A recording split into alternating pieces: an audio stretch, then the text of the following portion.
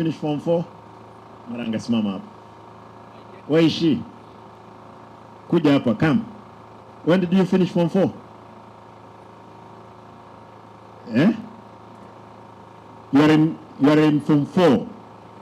Oh.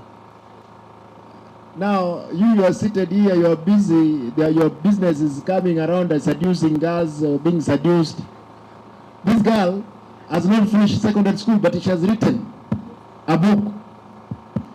You can even write about your bananas. No, Korea also cool. This young girl, how many copies do you have? 100. How much are you selling?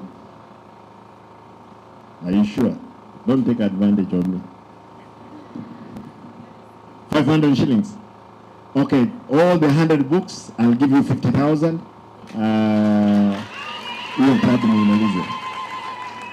Those 100 books later nipeane hapa, watu wakuwe nasoma hapa. Sasa, here they are.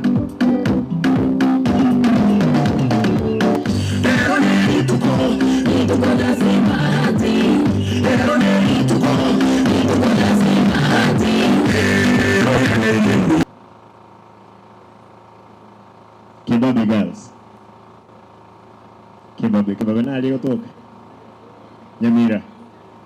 You come from Nyamira? No, it's okay. Be it from Nyamira or where. That's good.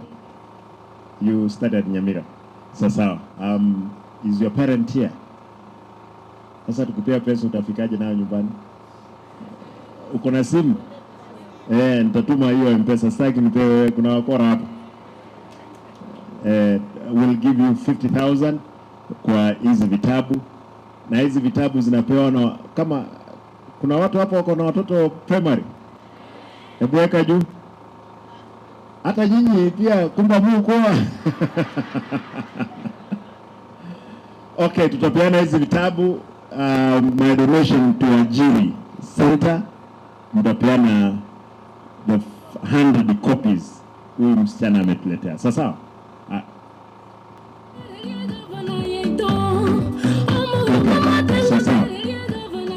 daktari, you'll see this girl. Yeah, tutaongea. Sasa tusaidie endelee na masomo. Especially umelipa school fees. Hiyo pesa kwanza nataka account ya shule nilipe school fees huko. Si ndio? That's the only way we can help this young girl. She can be a great writer. Na she is one. Sasa, Kate. Maranga.